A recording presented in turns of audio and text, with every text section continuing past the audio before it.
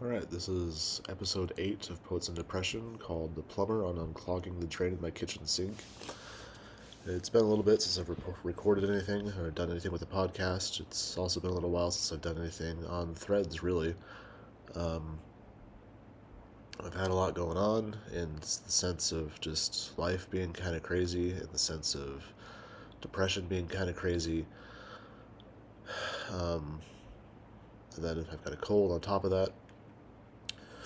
But so the last few weeks, I've been struggling with job stuff. Like, I decided I needed to start looking for different work because of some things that happened at my current job.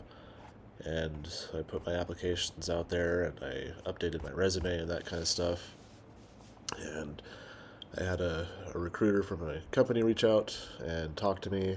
I had a couple, but one worked out really well. And I had some interviews, but it was go back and forth, did some writing samples. It's for a similar position to what I'm doing now. I'm a proposal manager and writer. So I'll be doing the same thing, just for a different company, and hopefully with some different stress levels, because they're different. But I've been at my current job for a little over 6.5 years. I've really liked the people that I've worked with, and so it's been tough because I don't want to feel like I'm leaving anybody in a bind or in a lurch. And I mean, that's always kind of going to be the case. I always worry about that a little bit.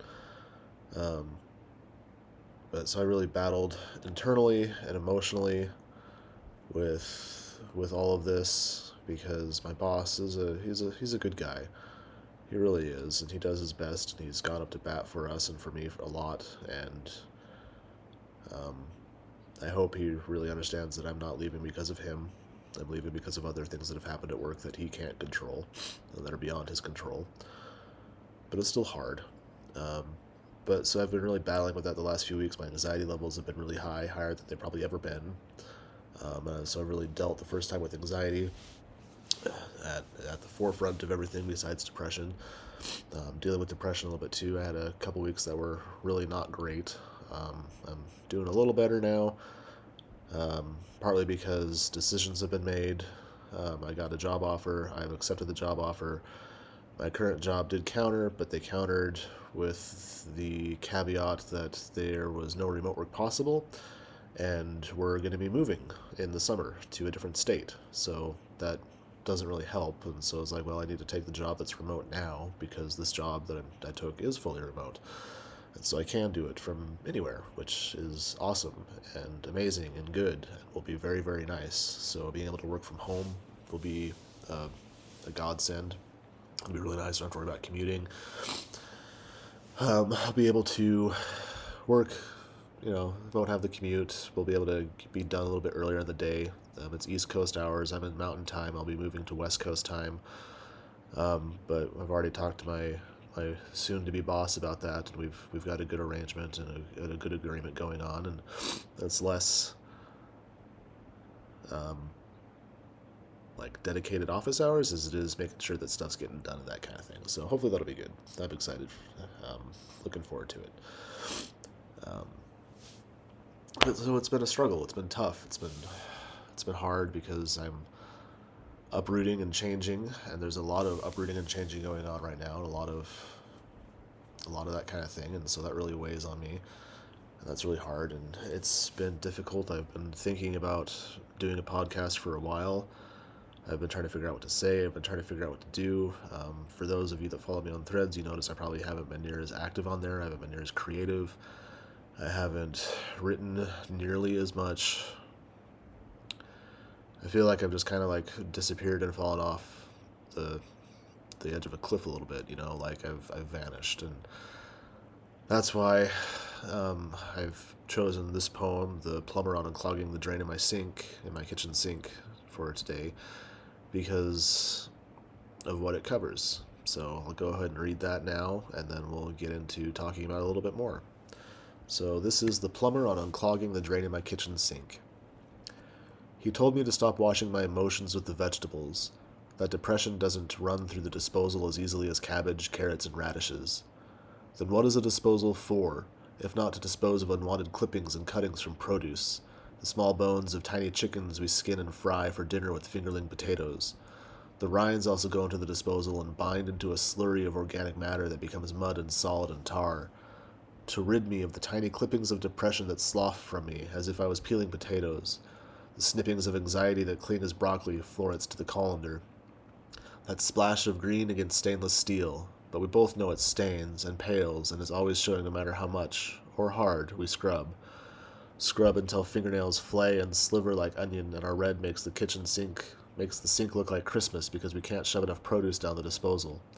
And it clogs, full of lettuce and broccoli and potato rinds, and the trip we never took to the Virgin Islands to lay out on the sand and bake ourselves red and brown, full of the morning you got the call she died and the world was absent a grandmother, and all we could do was hold and hug each other in silence.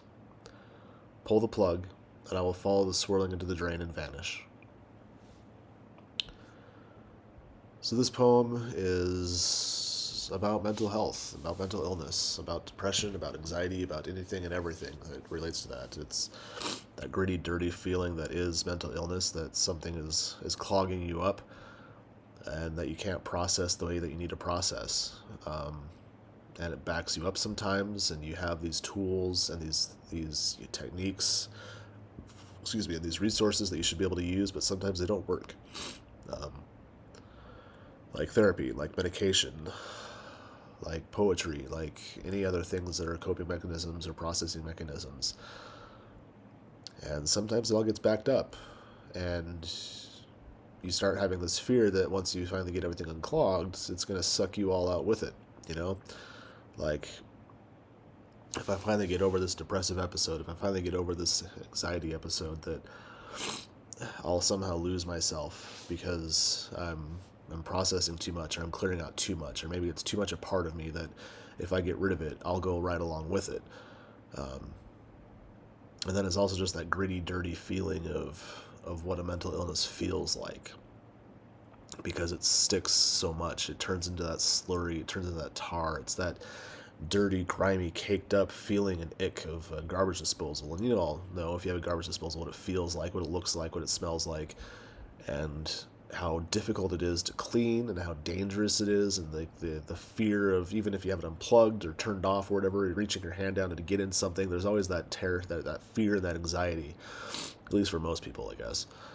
There might be some people that can stick their hand in a garbage disposal and just be fine, but it's also that feeling of like that rubber seal flap, how it gets all that food and stuff built up on it. It's just grimy and slimy, and that's what it's like,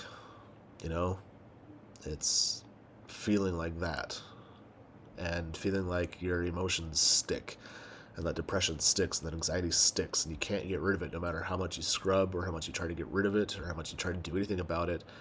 And you start feeling like medication isn't working, you start feeling like therapy isn't working, you start feeling like nothing's working, and you just want to give up.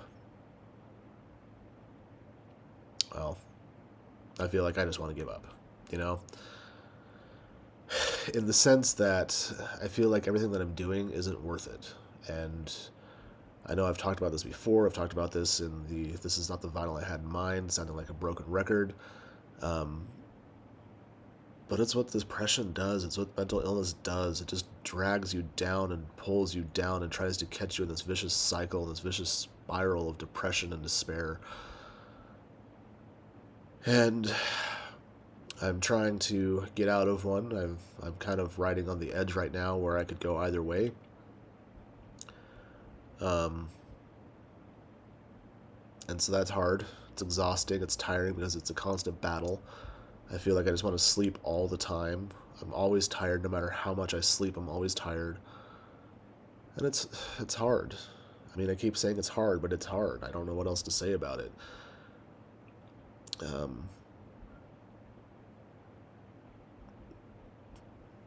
Yeah, it's hard. But so I've been struggling with doing what I want to do and doing what I should do, and trying to balance and justify that, because it's like I feel like I should do these things. I feel like I'm letting people down if I don't do a podcast, if I don't write an issue of Subtext, which I know I've got to do on this month yet. Then I'm not writing anything right now. I didn't really write anything this last week except for one poem, which, I mean, that's okay. it's not like I have to write all the time, but it wears down on you. And it makes it hard. It's a difficult challenge to feel like you do better and then to ride this constant roller coaster. Like, lately I've felt like medication maybe isn't doing anything. I don't know. Like, I feel like it did do something. I feel like it's not doing something. I know for a fact that the medication I'm on right now, Rexulti, has helped, and it did help. But now I'm at the point where I don't know if it's still helping or not, or what it's doing. And I've got an appointment coming up soon, so I can talk more about it.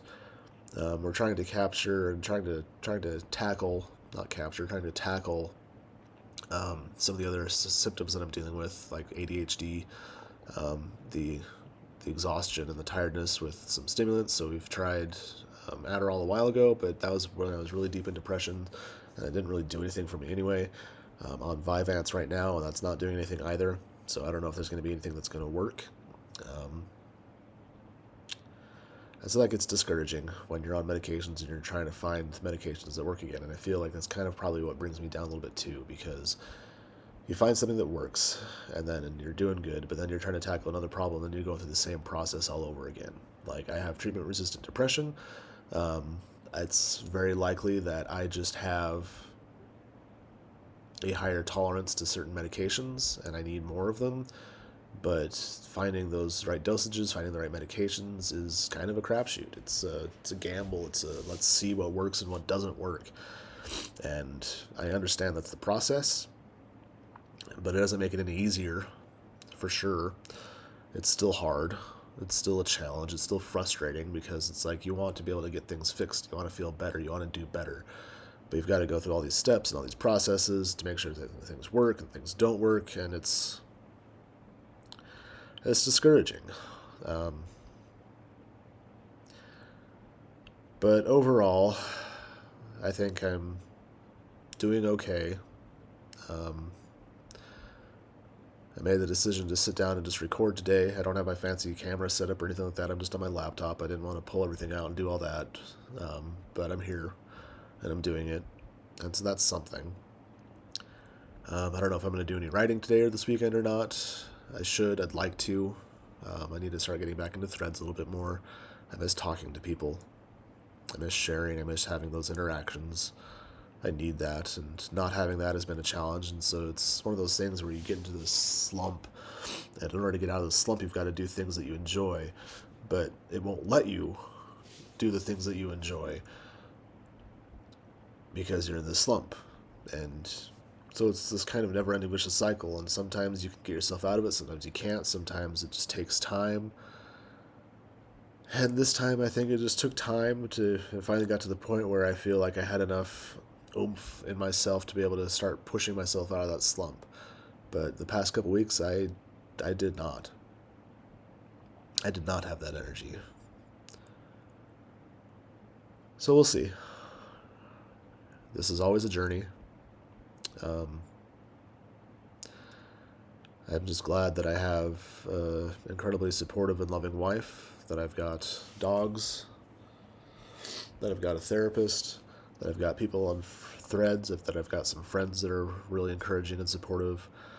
Like, I know I've got people rooting for me, and I'm trying to get to the point where I can root for myself too. And that part's harder, because I feel like I don't deserve it, or I'm not worth it. Like, I made a digital chat book a little while ago and put it up, and people were excited and everything like that. It hasn't sold, and that's okay. I don't need it to sell. And then I started a paid subscription on my website where you can get the chat book for free, like if you pay like $5 a month, that kind of thing. And as soon as I do that, I'm overwhelmed by fear, and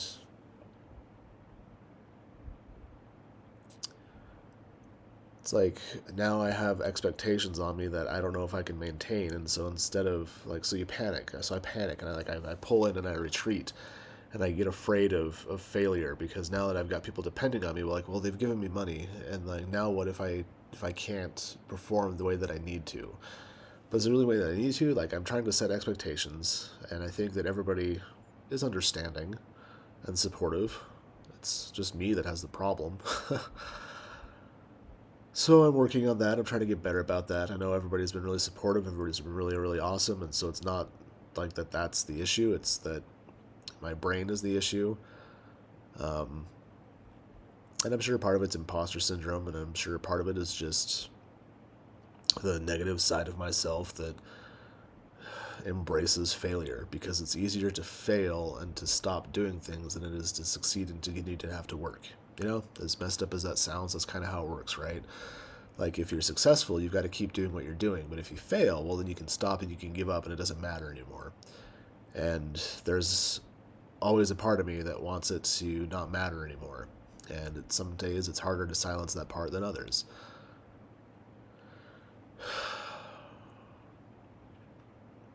Some days it's really hard to silence that part. But today is a day that I knew I needed to get this out. I needed to talk. I needed to share. And yeah. So I think that about covers it for today. I appreciate you listening, and I'm curious to hear your thoughts on what you feel like mental illness is and how it's gritty and grimy for you, and how you get through it and how you deal with that mess. Like, what are your tools? What are your mechanisms? Because we're all here to help each other. So I'll see you next time.